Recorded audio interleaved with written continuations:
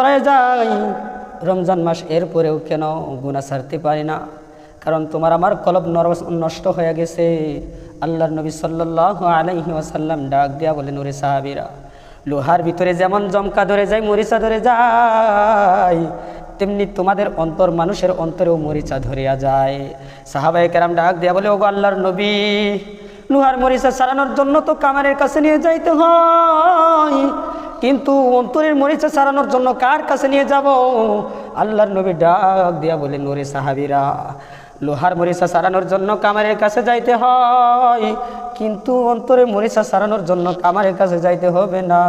এই অন্তরের মরিচা যদি ছাড়াতে চাও, এই অন্তরটাকে যদি আল্লাহর ইবাদতের উপযুক্ত বানাতে চাও, তাহলে তুমি বেশি বেশি আল্লাহর কালামকে তেলাওয়াত করো আর মৃত্যুকে বেশি বেশি স্মরণ করো।